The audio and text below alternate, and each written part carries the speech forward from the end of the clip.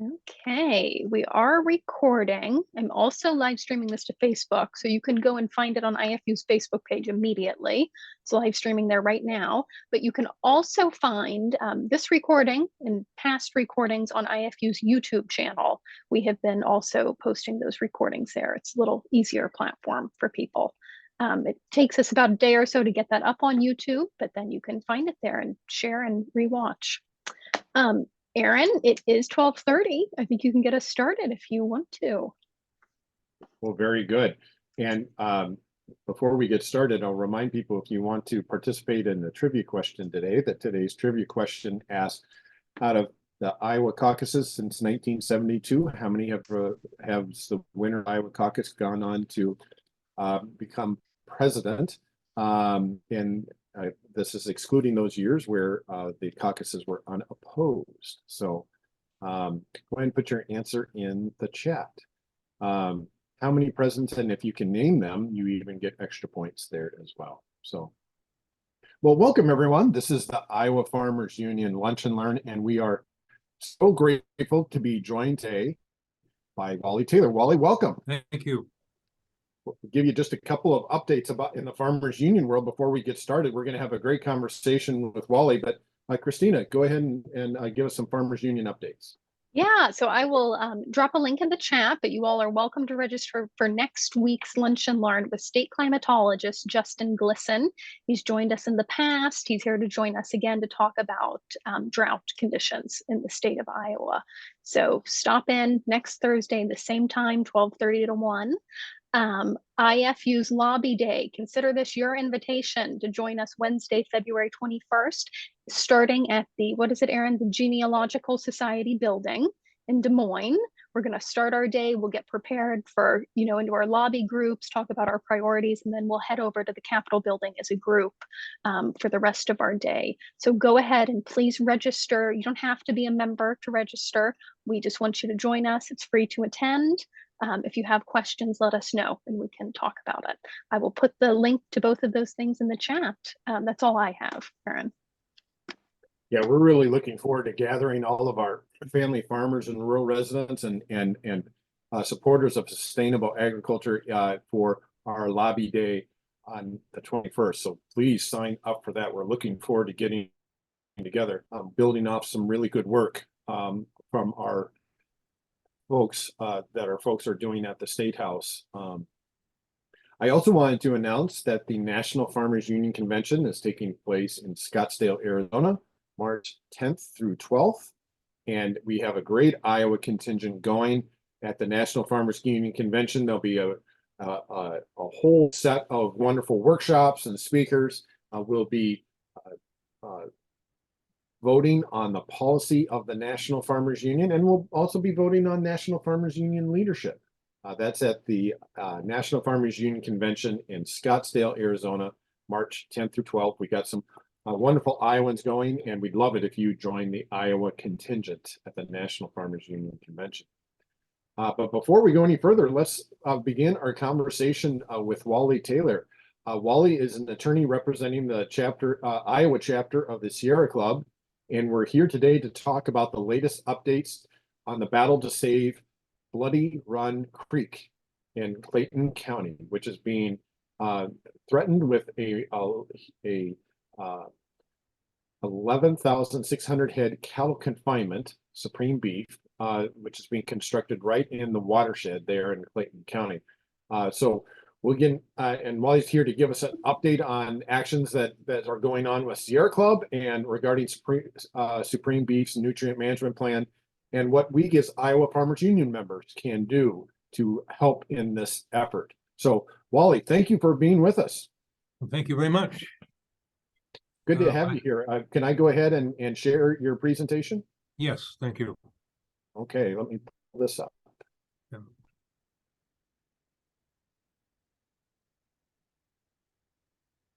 Just a moment. Okay.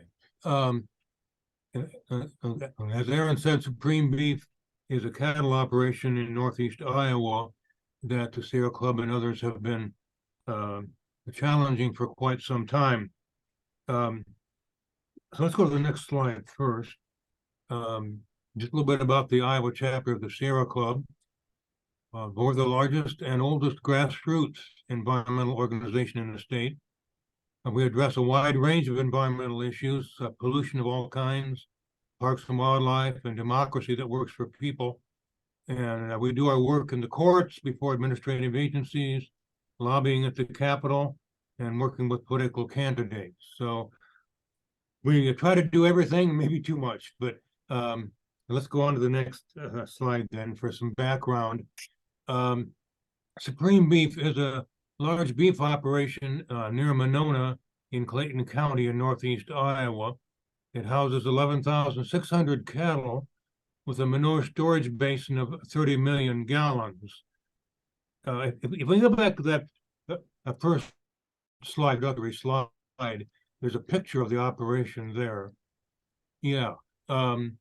You see those 6 buildings, that's where the cattle are housed. And then that structure in the foreground is that 30 million gallon earthen lagoon. And as I'll mention later, on the right side of that lagoon, and actually the corner of that lagoon is in a floodway of a tributary of Bloody Run Creek. So let's go back to the background slide again if we can. Sorry about that.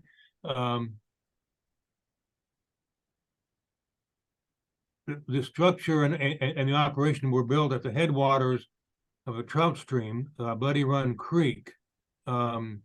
It's an outstanding Iowa water, which is a designation that Iowa has for several trout streams and 2 of the Great Lakes in Dickinson County, Okoboji and Spirit Lake, I think, is the other one.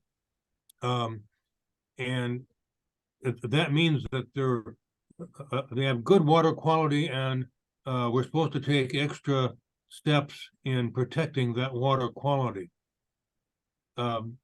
Supreme Beef and the application fields where they're applying the manure sit on karst terrain, which is fractured limestone and sinkholes. What that means is that water that goes into the groundwater, goes into these fractures and sinkholes, and finds its way into streams like Bloody Run Creek, which you'll see on the photo here on this slide, the trout fishermen fishing. And so that's really an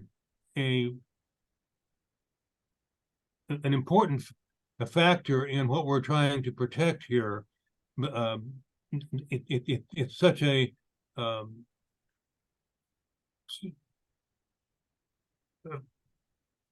situation where it's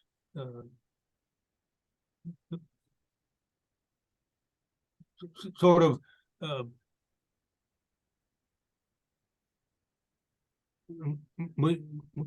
we just need to really protect it, and it's necessary to protect that and to look at the karst and make sure that there's no danger there. The Department of Natural Resources issued a permit and approved the nutrient management plan for Supreme Beef back in February of 2021. And the nutrient management plan is a permit to apply manure to farm fields. What they do, as you folks all know, is to take the manure from the operation and then apply it to farm fields, supposedly to fertilize the crops on the field. The nutrient management plan in this case, we felt, had a lot of problems. And so we objected throughout the permitting process because of these serious problems. So let's go to the next slide.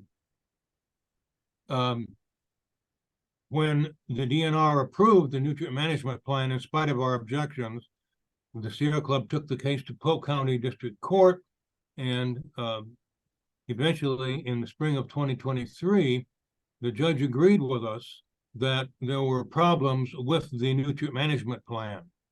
And so what that meant was that the judge's decision meant that the Supreme Beef could not apply manure on the farm fields until they had an approved nutrient management plan. So what we have is this big earthen basin is filling up and they can't empty it because they don't have an approved nutrient management plan. So let's go to the next slide. The overriding issue here is that the manure handling and application process that Supreme Beef had does not fit the DNR regulations for animal feeding operations. So rather than make Supreme Beef fit the law and the regulations, the DNR was trying to make the law and the regulations fit Supreme Beef. And that's what didn't work. So let's go to the next slide. Here are the issues that we felt, and the judge agreed, were a problem. Supreme Beef started out as an energy operation where they were trying to take the manure and turn it into methane that would be used for energy. And because of that, its manure handling system was permitted as an industrial wastewater facility, not as an animal feeding operation facility. And so the manure handling system they had was really not in compliance with the animal feeding operation regulations. And so what happens then is that we don't know whether this is an open feed lot. Well, after the energy proposal went by the wayside for various reasons, then Supreme Beef said, well, we're a cattle operation, but were they an open feed lot or are they a confinement? Because the animals are kept in these buildings, never get out, and the manure goes into a concrete basin below the buildings, just like a confinement operation. And then the manure is taken out and put in this earthen basin. But the only reason that Supreme Beef is treated generally as an open feed lot is because the DNR regulations say that if the cattle are in a building that's at least 10% uncovered, then it's an open feed lot. So what they've done is the animals are kept in these buildings, never get out, just like a confinement, but the feed bunk is outside uncovered, and that feed bunk is the 10% that's unroofed. And so that's why it's an open feed lot. But the problem was that the DNR treated Supreme Beef as an open feed lot when the regulations favored Supreme Beef as an open feed lot, but treated Supreme Beef as a confinement when the regulations favored Supreme Beef to be a confinement. And so that was a big problem with this facility. And again, the fact that it's constructed in karst terrain is a problem. And this is an earthen lagoon, which is subject to a possible leakage, possible deterioration, especially when it's in a floodway. And so the karst terrain made it a big problem. And throughout the nutrient management plan, Supreme Beef used wrong values for certain inputs into the plan, and they used wrong calculations in determining the amount of the nutrients in the manure and the application rates for applying the manure to the crop fields. And so that was a big problem as well. And because of all of that, there was a serious likelihood that there would be too much manure applied to the crop fields. So let's go to the next slide. Then in September of 23, Supreme Beef submitted a new nutrient management plan to try to correct the problems the judge saw in the previous one. We submitted comments, challenged that. And then on November 17th of last year, the DNR approved Supreme Beef's nutrient management plan without giving the public a chance to comment. And this most recent NMP still has problems. Let's go to the next slide because I want to show how this came about. This shows the chronology of how the DNR addressed the nutrient management plans that followed the judge's decision. In September of 23, they did put out that nutrient management plan for public comment. When we objected and pointed out errors, then you'll see that on October 12th of 23, a corrected plan was received.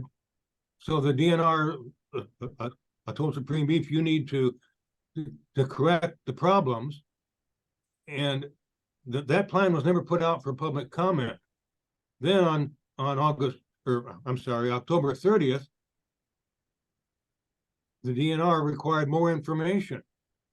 And then on November 8th, another corrected plan was received, again without any public notice or public comment provided for.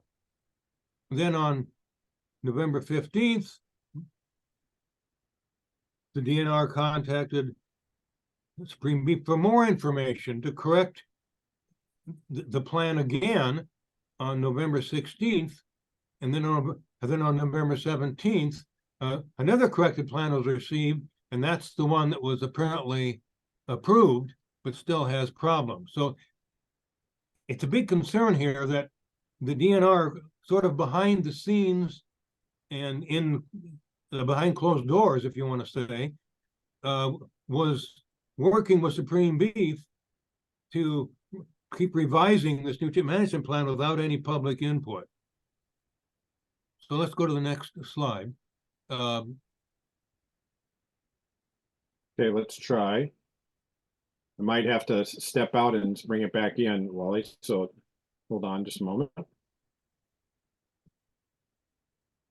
Yeah, I'm having just a little bit of a pause here. I'm going to have to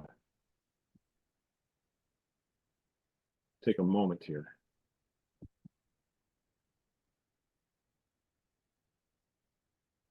We'll pull this back up. Sorry about that.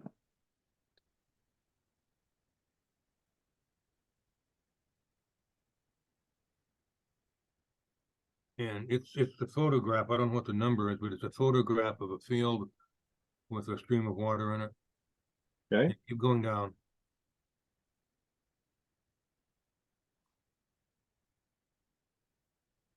Here we are. Number 10, it looks like. No, number 9. I'm sorry, number 9. There you go. The day after the DNR approved this most recent nutrient management plan, Supreme Beef was out there emptying their storage basin because they had to. It was getting close to the top, and they were applying manure to the fields.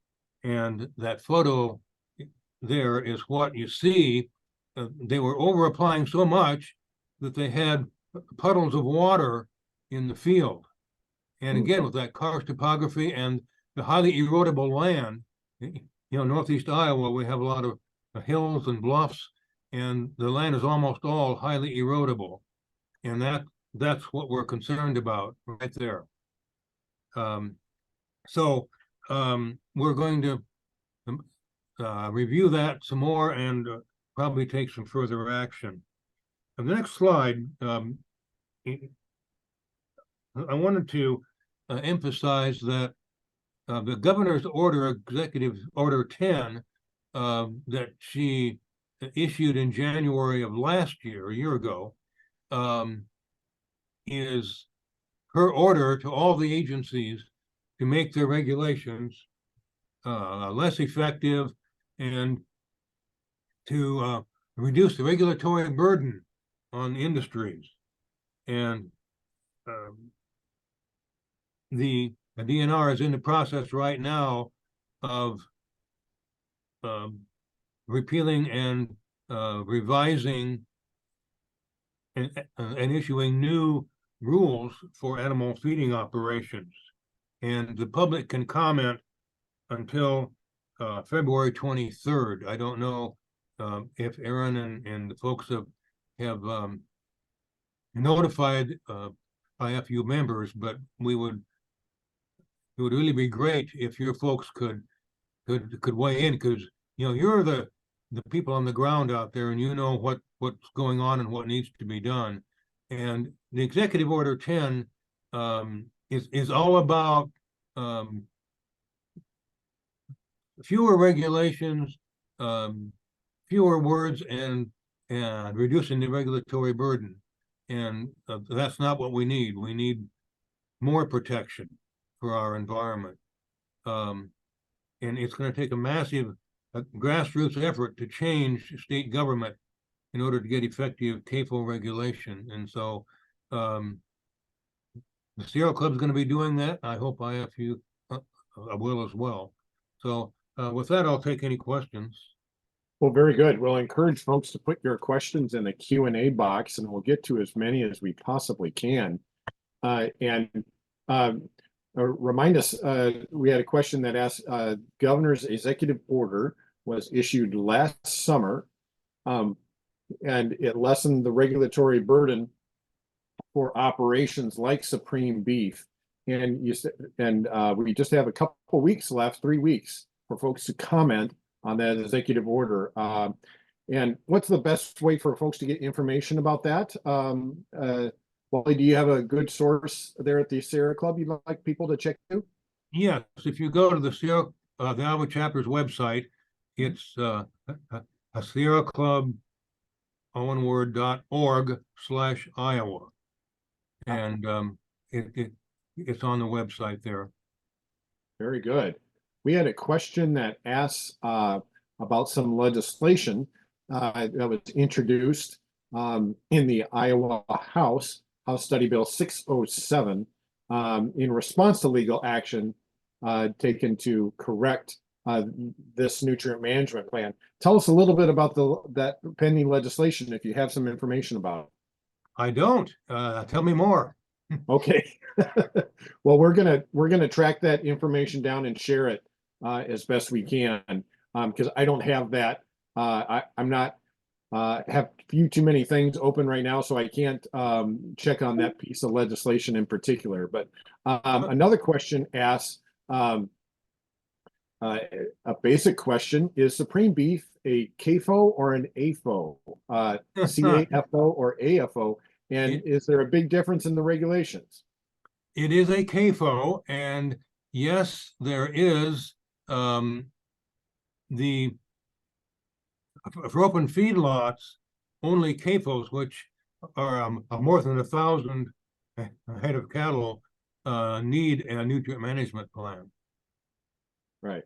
Now, if for confinements, a manure management plan, which is essentially the same thing as a nutrient management plan, I think it's over 500 animal units need manure management plan. So a big difference in the in the requirement levels, whether it's labeled a CAFO or just an animal feeding operation, not a confined one.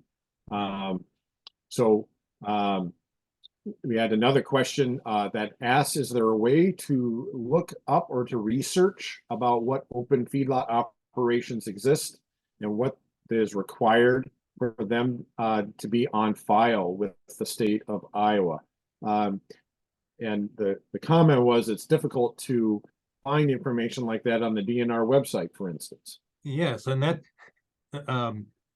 where you'll find it, but the DNR, whether intentionally or not, is not the most user-friendly website, but if you struggle with it and perhaps even call somebody at the DNR maybe to help you work through it, that's where the information is. Very good. And we have an update on the legislation that was being referred to, Wally. Good friend online tells us that the the Sexton bill would allow manure management plans to become effective and implemented immediately Oh, yes, I know. upon submission. Now I know what you're talking about. Yes, and the Sierre Club is certainly opposed to that. This, for example, Supreme Beef would have been able to apply manure pursuant to their defective nutrient management plan while we were challenging it. So yeah, that and what's ironic is that the bill is sponsored by Mike Sexton, who's a representative from Calhoun County, and his wife is the one who prepared that defective nutrient management plan. I see. And not only that, it remains under that legislation, it would remain in effect and usable until every and all appeal is exhausted either. So it's not just if it's rejected the first time, but it stays in effect until the multiple appeals are finally disposed of. Yeah, it just makes it turns the whole process inside out or upside down, however you want to say it. But it just it eviscerates the whole purpose of a nutrient management plan. Yeah. And it's interesting, it's just for nutrient management plans and not manure management plans, as I recall. Right. Right. So another question asked, in addition to the work being done at Sierre Club and at Iowa Farmers Union here, what other organizations are helping with this efforts? How else can people get involved in addition to the Farmers Union and Sierre Club? The Trout Unlimited joined us in the lawsuit. Oh, very good. Because of the impact to the Bloody Run Creek. Others have made comments, but no one else chose to take legal action with us. Right. And another question asks regarding the legislation that would make those changes as we discussed. Will Sierre Club often does action alerts on legislative issues. How do people get involved and received action alerts from the Sierre Club if they're interested? Go to that same website? Yeah. I go to our website and the action alerts are there, and we blog on all the legislation that we're interested in. Very good. And I see in the chat that there's some conversation about what happens next with some other allies working on this, including Save Bloody Run and others. So thank you, Wally. This has been a super update. In addition to commenting on the rules, and that takes place in just 3 weeks in the executive order, and staying in touch with the legislature. What are the next steps that you're paying attention to on this issue? On Bloody Run, we're looking at the NMP in more detail, and we probably will need to do some water testing this spring. Because they applied manure this fall, the past fall, and so by spring we should know, whether there are any problems with the water quality. Well, very good. So we'll encourage people to get involved. And unfortunately, the legislature withdrew funding for the water sensors that we had up there. So. Yeah, it's one problem after another, making the problem even worse. Yeah. So Well, Wally, thank you so much for sharing this information, this latest update. We're going to want to stay involved and hear the latest developments as we go ahead. So we know we're going to continue this conversation, but thank you so much for the update today. Thank you. Everyone, welcome. Thank you so much for coming to the Iowa Farmers Union Lunch and Learn. This is our education and outreach series. Every Thursday at 12:30, we talk to an Iowa Farmers Union farmer or a partner or some other person involved in family farming, sustainable agriculture, and thriving rural communities to build our message that it's important for our folks to work together so that our message can resonate both at the policy level in Des Moines and in Washington, D.C. So if you haven't had a chance to be a member, please consider joining today. Go to iowafarmersunion.org to learn all about it. And we'll look forward to seeing everyone next week at our Lunch and Learn. We'll be talking to State Meteorologist Justin Glisson. In addition to that, we wanted to give you the answer to our trivia question. How many presidents since 1972 won their Iowa caucuses when the races were contested rather than unopposed? And we'll put the answer in the chat, but there are 3. And we had a couple good guesses on that.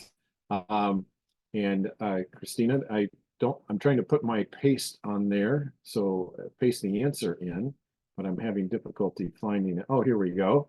Of course, the 3 are Democrat Jimmy Carter in 1976 and Barack Obama in 2008, and then Republican George W. Bush in 2000. So out of those 14 Iowa caucuses, 3 presidents emerged during that time. So looking forward to seeing you next week at our Lunch and Learn. And thank you, Christina, so much. We'll see you next week.